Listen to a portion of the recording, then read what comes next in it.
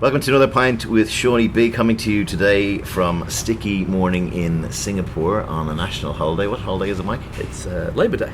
Labour Day. So that would make it the 1st of May. Mike Sutcliffe is my guest. Mike Sutcliffe is a guy who 20 years ago this week, a little shithead from Ireland, came out to Singapore to live, and Mike very kindly put me up for about a year. You did pay rent. I did pay rent, but he used to give out to me about leaving glasses of water around for the dengue mosquitoes to swim and breed in. And we used to spend most of our evenings watching Father Ted. Yes, I was probably the Dougal Maguire to your Jack Hackett or something. Father Ted and it's The Simpsons, I remember. Yeah, just come in drunk and watch about 2 hours worth of those. I just remember you dressing up in your Manchester United kit to watch the weekend games. That was the famous Man United Liverpool Cantona final that we watched in our house in Olena Lodge, Holland Hill. So I'm here today to find out what the hell has happened to Mike since, because I was in Molly Malone's bar in Singapore 2 nights ago, and behind a drum kit, as he was back then, was Mike Sutcliffe, now sporting a rather impressive beard. Welcome to the podcast. Yeah, thank you. Thanks, Sean.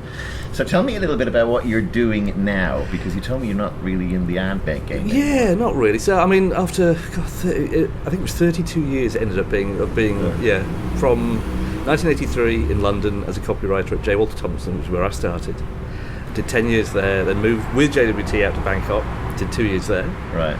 And then came down here to Singapore, and a guy called Andrew Kefford, who was a headhunter at the time, introduced me to a chap called Wolfgang Huff, who was a Wonderman. Crazy Wolfgang.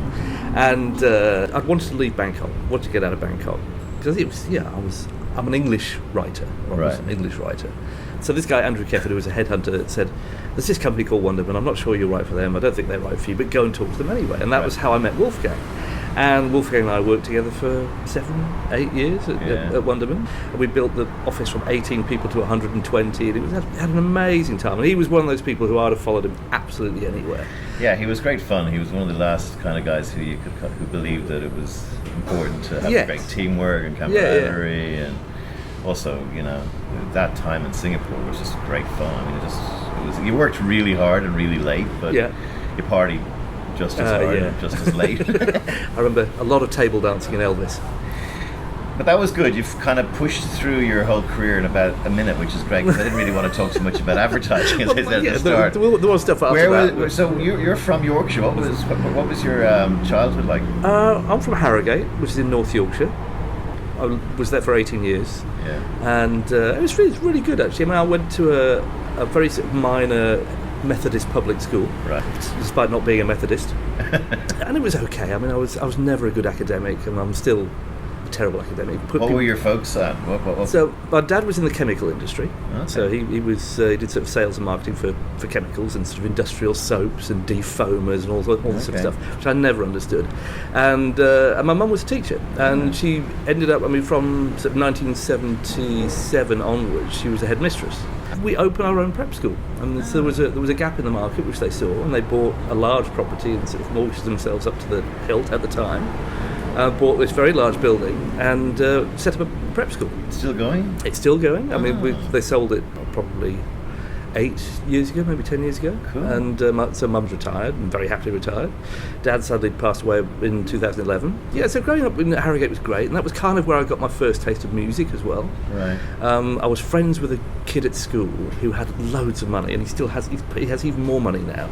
He was one of Michael Dell's sort of chosen partners. Yeah, chosen few. Right. But anyway, so Mark Jarvis was his name, and he had this amazing music collection because he could afford to go out every week and buy the He was the £50 a week guy. Absolutely, and he was he was the bass player of my first ever band. We were terrible. I mean, really epically bad. We were called Cloud 9. Oh, okay. Not a bad name actually for a first band. I was also in a band called the Debonair Bullfrogs, which I always quite like. That is also a good name. So were you always playing the drums? Yeah, I started How drumming. did you get into the drums? Because when I was about, again, that's at the 12, 13 mark, someone introduced me to The Who. I started off liking the music, and then I started to hear all about this guy Keith Moon, who was crazy and nuts and a brilliant drummer, and was everything I wanted to be. I thought, well, that's it, I could be a drummer. But there is always the child getting the drum kit problem.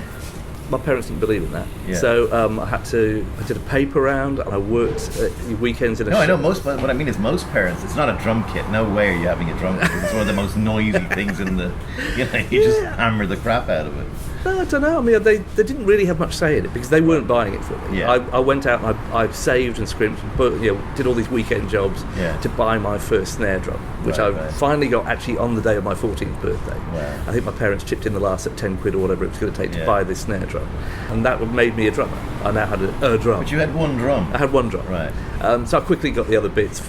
And I had this awful sort of mishmash drum kit. It had the snare drum. And I bought some horrible old bass drum from somewhere and a tom from somewhere else and got some cheap ass cymbals. So I had all the stuff, and that's when I started gigging. And my mum or dad used to have to drop me off at the gigs. Are you self-taught? Yeah, totally. I mean, I actually had tried to have lessons about a year ago, and it was too late. I mean, so many bad habits that they can't teach me. It's like golf. Yeah. If you swing a certain way, it's there was nothing they could teach me. And so tell me a bit more about your method of schooling. What did you end up? You said you weren't that great a student, but did you go to college or? No. Well, I sort of did. I mean, so I ended up. I did A level. I got 6 O levels, 3 A levels, and then fought very hard to not do anything for a year. I mean, to not go to. I could have gone to a poly or a college or whatever. Yeah. And I fought very hard not to do that. And my parents, fair play to them, said, "Okay, you've got a year. If you can't work out what you want to do in that year, you'll go to a university or a poly or something." Right. So I said, okay, fair enough. And in that year, I discovered advertising and decided that was what I wanted to do. Part of it was because I interned. I was like the tea boy at Ogilvy and Mather in Glasgow. Right. Because it was a bit of nepotism. My uncle was the chairman. And I literally would make the tea and do errands. And what age were you, 18, 19? Yeah, 18. Yeah, I started at 18 in Dublin, in Ogilvy as well, weirdly enough. That's not far off the tea boy. Yeah, so that was in Glasgow. This was the days when we were still hot metal printing. I'd have to take the print blocks down to the printers, which was down near the docks in Glasgow. And I tell you what, at 9:30 in the morning, that was a very interesting experience. Because they always openers. They opened the pubs at 5 a.m. to give the guys coming off the night shift a drink. So there'd be drunks by 9:30. There'd be loads of drunks in Glasgow. Repro Masters and Letraset and Cowgum and all those things that just sort of gradually. This was a long time before that. Really? So this was 1980. So how long did you spend in Glasgow? Oh, not long. It was probably a month or two, and then I went and worked on a sheep farm in the borders of Scotland. Paul McCartney? No, it was Lord... You joined Wings? It was Lord Vestey's estate, actually. Oh. He used to fly in by helicopter every now and again. So you're a shepherd? Yeah, I used to look after the sheep. God, it was a nightmare. So what did a shepherd do? Like, you didn't sit out in the fields like olden St. Patrick days, did you? No, but it was a lot of moving sheep from one place to another. Right. Yeah, did you have a little sheepdog that you could whistle at? Yeah, I couldn't whistle at them, but the guy who ran the farm could whistle at them, and they'd do what he wanted to do. It's extraordinary that sheepdog trials were so big. That TV show. One Man and His Dog. One Man and His Dog. Those of you listening from overseas, when we were growing up, there was a show called One Man and His Dog, which is about a sheepdog trial. So how quickly can you rally your dog to rally the sheep into a pen, basically. Yeah. Or across different obstacle courses and through different gates. It's bizarre. Mental. But really, like that had huge Songs viewership of Praise at the time. and Antiques Roadshow. Bang, bang, bang. That was Sunday evening trifecta. While you hadn't done your homework, you must be watching this. Oh dear. You were into football as well, right? Leeds, was it? Yeah, at the time. Well, actually, funnily enough, weirdly enough, when I started out, when I first got interested in football, I was a rabid Chelsea fan. So when I was about... And then you became a Leeds fan? Well, no, I was never really a Leeds fan. Okay. So Chelsea was when I was like 9 or 10, because I love Peter Osgood. There are pictures of me somewhere, of me in the Peter Osgood kit, the number 9 on. I wanted to be Peter Osgood. I don't know why, I just thought he was amazing. He was very... best striker for a couple of seasons. Yeah, exactly. Then, I remember going to see Leeds, that great Leeds team with Billy Bremner and Alan Clark and all those guys. I went to go and see them play at Ellen Road, and I do remember that being a pretty good day. Actually, that was great. I got all the autographs somewhere of all that team. Did you really? Yeah. So then, after Glasgow, what happened? I thought that advertising's great because it seemed to be a lot of fun. Yeah. They all hung out together. They all went and got drunk together. They seemed to really enjoy what they're doing. I thought, well, advertising's for me. Yeah. So, but I knew I wanted to do something kind of like on the writing side because it was the only thing I was actually ever any good at school was writing English. Right. And somebody said, well, have you heard about copywriting? You should go do a copywriting course. Oh, that sounds interesting. And at the time, and I think it still almost is the only one in the UK, there's a course in Watford. And it's a 1-year course in advertising writing. Right. And I I applied, and they said, you a copy test. Got the copy test, did it, and sent it off. Didn't think much more about it. And I got a letter back saying, come down for an interview. Right. So again, I think my dad took me down to Watford. I went and met this guy for an hour. And at the end of it, he said, do you have any questions for me? I said, yes, did I get the place? He said, yes, you did. So, right. And that was it. So I did 1 year at Watford. And I literally joined JWT the day I left Watford. Because they came out and sent us a brief. It was supposed to be for a 6-week placement for one. It ended up being a 6-month placement for two. So me and this other guy who was on the course, we got to work at JWT for 6 months. And I was still there 10 years later. Wow. And what made you come out to Singapore? First it was Bangkok. So start off sort of mid-80s when WPP bought JWT, their first big acquisition. And bless them, they decided that it was being run very badly, which I'm sure it probably was. But their sort of way around that was to cut 10% of the staff every year. Yeah. And when I started, there were 850 people there. Right. So on one day, nearly 100 people lost their jobs. And they did the same thing once or twice a year for 4 years. Same in Ogilvy. Yeah, well, so the morale was horrific. Yeah. And so one Christmas we got the call to come around and see Nick and Billy, who were the CDs. They said, "You doing okay?" Billy Mawhinney and Nick Welsh, So they said, "Look, you're okay. You've got your jobs. You kept your jobs." And then I went back to my desk and I got a call and said, "Can you come back and see them on your own?" I was like, "Oh my God, what have I done?" So they said, "Look, there's a position out in Bangkok. Would you be interested in going to be CD out in JWT Bangkok?" So what time does the plane leave? Because it was a really bad time. Yeah.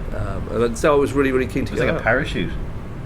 In a way, it was great. And I just literally stepped off the plane, was kind of had a sort of almost creative rebirth and felt sort of alive again, and was surrounded. It was like travelling back in time. Clients had money, and the energy in the agency was there. A lot of really bright young creatives in Thailand. I mean, what Thai creatives are like. We have that in common as well, living in Bangkok, because I lived there after we lived together here. I went up to Bangkok in about 2004. But great city. Amazing place. I mean, crazy. Mad as a brush, but 93 was madness. One of those places where you just kind of, it's good to have lived there, It's like one of those places. You don't want to really go back and live there, but it was good to have lived there. Well, it's funny, I mean, I always say I grew up in Bangkok. I mean, I was 30 years old, but I didn't know anything. I thought I did, and I really didn't. Yeah. And I had absolutely no worldview. I didn't know nuts. Well, what did you do then? What did you do? It was the people. I mean, I was surrounded by most of the guys who I became friends with were about 15 years older than me, and some of them had actually fought in the Vietnam War and stuff like that. So it was like, okay. Yeah. So I was 30 in 1993, and they were sort of 45, 50.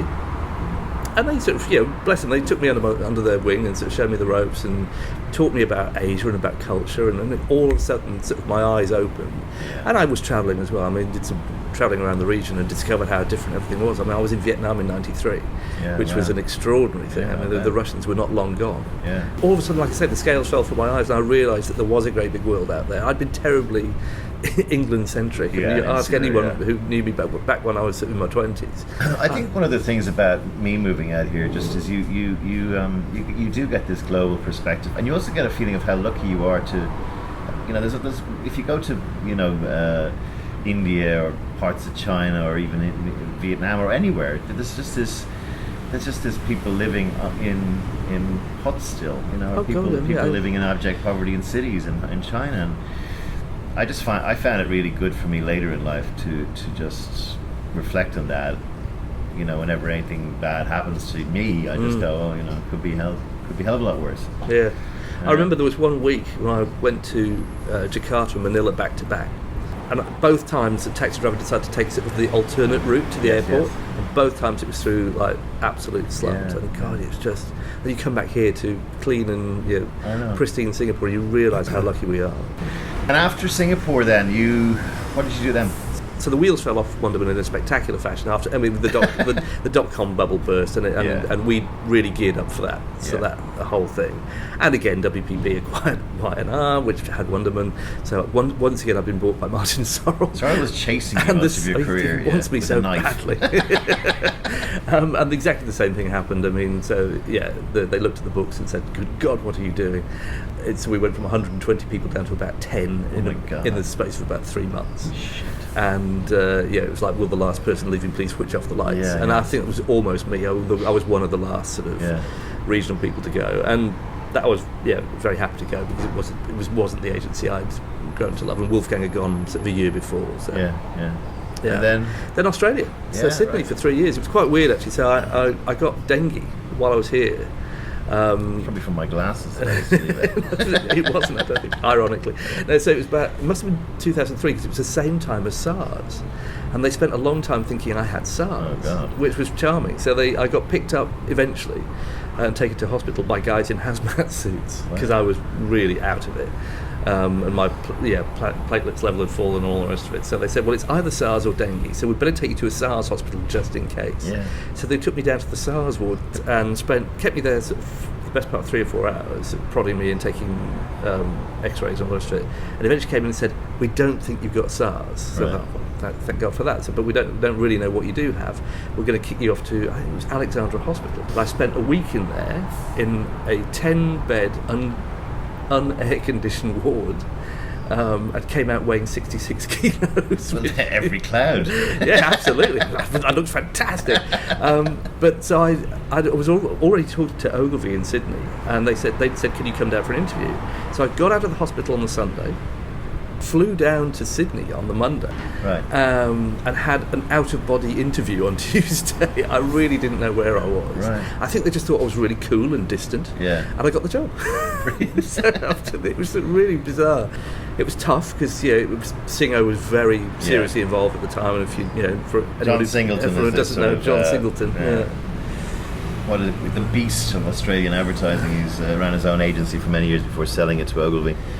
Was he as bad as all that? Oh, he was pretty terrifying. I mean, so the stories like he'd come in drunk on Monday morning and just tell the staff, half of you are going to be fired this week, and then storm out again. No? Well, I'm sure those kind of things did happen. It didn't happen when I was there, but he did rule the place with a rod of iron. There was a lovely story about he was coming up in the elevator one morning, and there was a guy in with a skateboard under his arm and shorts and headphones on and a baseball cap on back to front. He was in the studio and he was in the elevator beside Singo, came in his suit, and it refused to acknowledge Singo, didn't know who Singo was, and Singo sort of tailed him as he walked into the office chewing gum, and then Singo eventually just lost the shit and said, "You into my office." The guy went, "What the fuck?" and didn't realise it was the CEO. And then Singo said, "Get your fucking shit and get the fuck out of my agency. I never want to see your face again. You're fired." I heard this was something like a Thursday, so the guy is freaked out. He's lost his job, but he very cleverly decides not to tell anyone.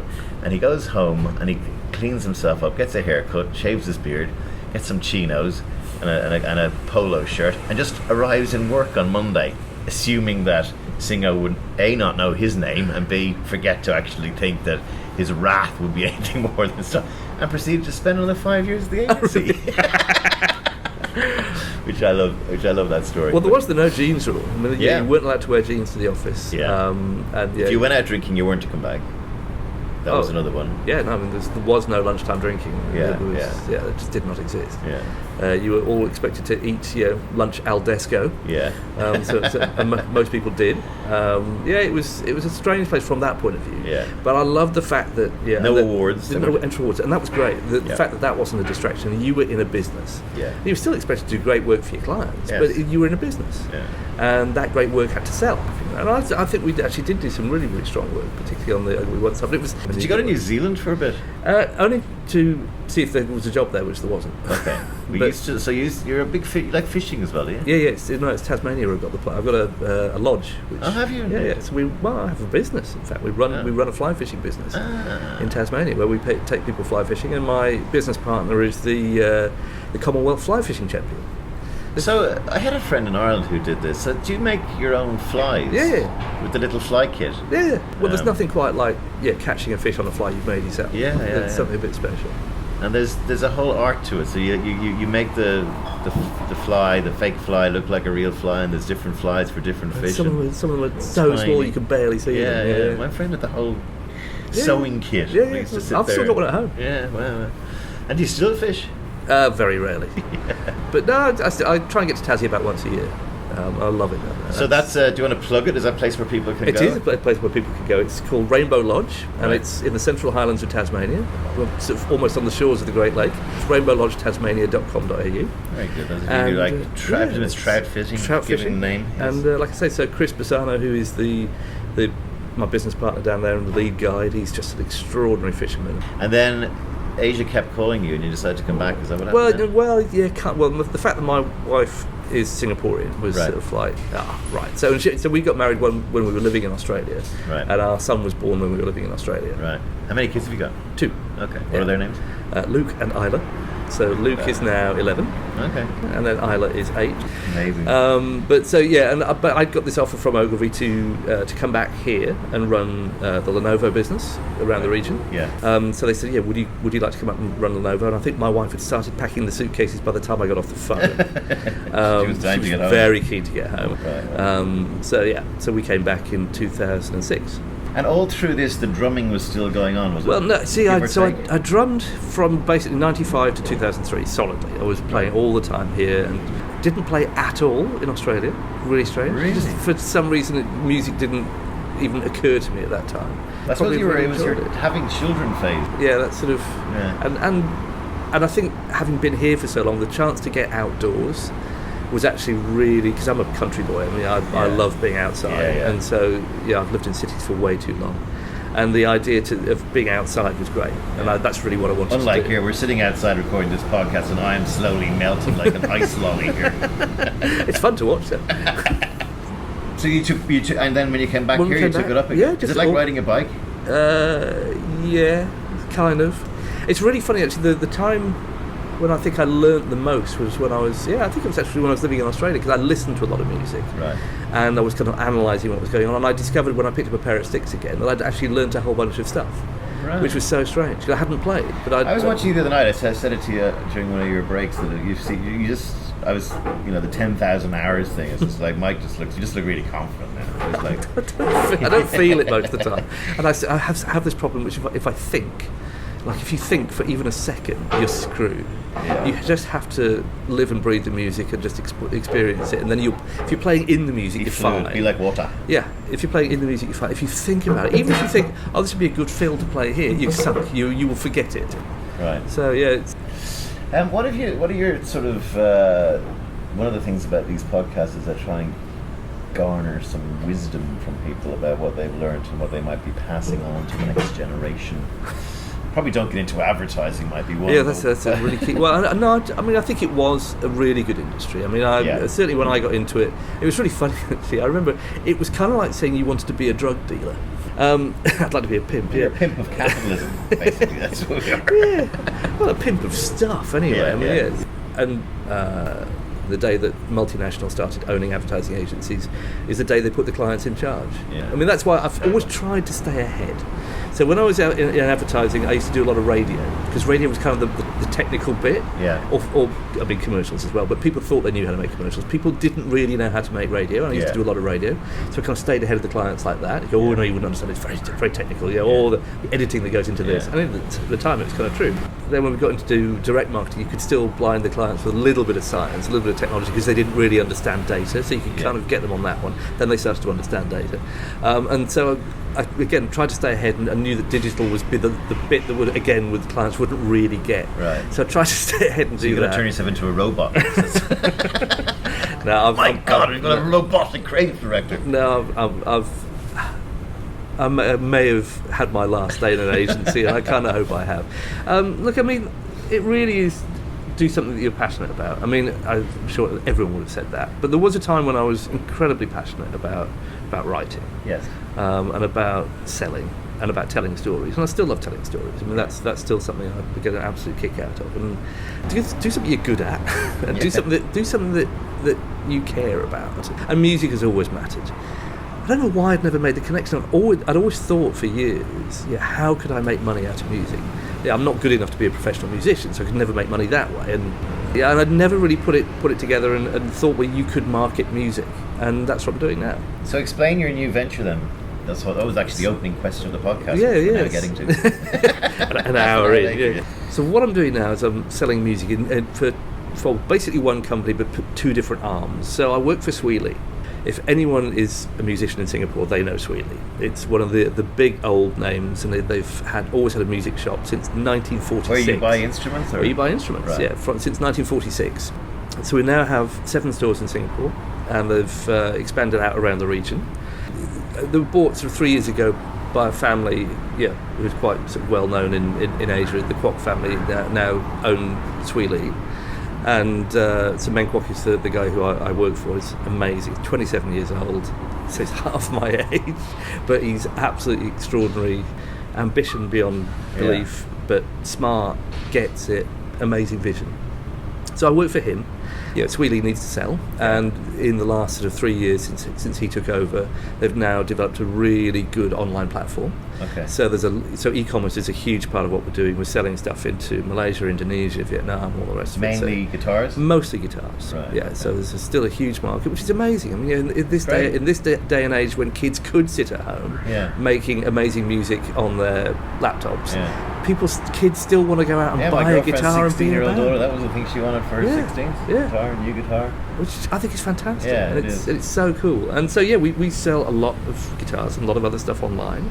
And now, of course, we have social. We are creating, because if you think about what music is really all about, it's about communities. Yeah. So you get a community of metalheads, you get a community of punks, you get a community of goths, and so community of EDM. For all that. Yeah, absolutely. So we now have even within Singapore a pretty substantial Facebook community, and we connect everybody, and we people will meet each other even through Facebook.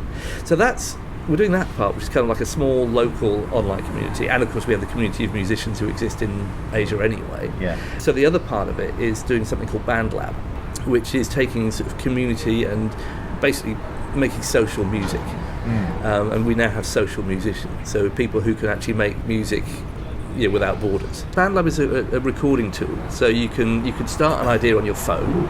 Because everything's in the cloud, you can actually then access that from anywhere. So if you've got a lyric idea, or you want to record 4 chords on a guitar into your phone, you can do all that. Yeah. Pretty sophisticated. There's a 12-track, 12-channel mix editor actually on your phone. Yeah. So you can use that. And then when you go back to your desktop, it's on the web. So you've then got MIDI keyboards, MIDI drum kits, all the rest of it, and a whole bunch of drum loops. So you can actually turn out really kind of what I would call a really sort of high quality demo. Yeah. The great thing is that we now have musicians from like Russia and Brazil working together. Yeah, great. And creating extraordinary stuff. What do you think is going to happen to music? Well, I think it is going to become a very social thing. I think it's going to be much harder. I mean, we all know now that no one pays for music anymore, or very few people. I mean, I subscribe to Apple Music and to Spotify, and I listen to music all the time. It's going to be very hard for musicians to make money out of making music. You get people to love the music, and then you can go play a live concert. So there'll be lots more money made out of playing live. Yeah. Well, the other thing is you have to know your stuff as well. You have to be a really competent musician if you're going to do that. Exactly. And I think that's great, because it says you better know your stuff. You better write great songs, take them out there, and play them with skill and passion. Yeah. And really get people to involve in your music that way. Yeah. Where do you see just more kind of macro, where do you see the world going? How do you've got young kids? I know, it bothers me terribly. I mean, there's always that hope that the kid that you raise is going to be the one who changes things. I think everyone has the same hope. But I was born in the week of the Cuban Missile Crisis. Right. So I can imagine that my parents were absolutely freaking out. Are we bringing a child into the world which is not going to? The world will not exist in a week. Yeah. And I think it's the same for all of us now. I mean, we look at what's happening with climate change and everything else, and we've got to do something. And and that it really bothers me the apathy that people seem to have. Yeah, because you just don't. Even people who are trying to change something, they seem to come up against it from just whatever, it'll be fine. And, any regrets? We've had a few, but then again, too few to mention. Very, very few. I mean, I've done lots of amazingly stupid things, and I don't regret many of them. I mean, I've done some things which could have been fantastically dangerous as well. No, I don't really regret much. I've travelled enormously, mostly on other people's dollars, which is always very, very great nice. Advantage. If I did have one regret, it was possibly that I wasn't honest enough with myself in the last 5 years when I wasn't enjoying what I was doing. You knew it was a young man's game and everything else, and it really wasn't for me anymore, and I should have found something else, something better to do then. And I just wasn't honest enough with myself. Yeah. It's hard though to do that. It is. I mean, particularly if you've got a young family. Well, that's it. If I hadn't had the family, then I'd have walked and been very happy to walk. I've been living in Tasmania right now. Yeah. But it's very hard to give up the only thing you actually have ever done. I mean, I can pour you a pint of beer, I can serve you a meal, but that's about it. Other than write you an ad. But again, I'm trying to get into this whole sort of like this thing, and I've written a play. I mean, I'm trying to use the kind of skills we have from advertising. For me, it was just the sort of inanity of it, the amount of effort and time and brain power and money we were putting into something that at the end of the day is just shit. I mean, it's just like nobody, occasionally they're good, but usually nobody pays it any attention anyway. So either we do it and we get people to pay attention, so we do it well, love that, but the vast majority of it is just I'm just wasting time here, and I'm burning brain cells and talking on the phone for hours. So I'm trying to kind of work out how the kind of writing, analytical, whatever the hell it is, I can make it into even if it's a shit play that nobody ever sees. But it's my shit play. Absolutely. It's funny you should say that. I think the moment when I realised it had all gone horribly wrong was when I discovered I found myself in a meeting where we were discussing underarm whitening in Thailand and Indonesia, and you kind of go, what? No, is the world ready? It's a thing. No, women need lighter underarms. I thought that's it. It's officially gone crazy. But Mike, keep the drumming and keep marching to your own drum beat. And maybe someday we'll sit over a glass of wine at your lodge in Tasmania, wondering what we should have done different, and maybe doing another podcast over that. That'd be great. More drink involved. Time for us to get a coffee on this Monday morning. Thank you again for listening to Pint with Seaniebee, and thank you, Mike Sutcliffe, for being on the show this week. Thank you, Sean. Cheers.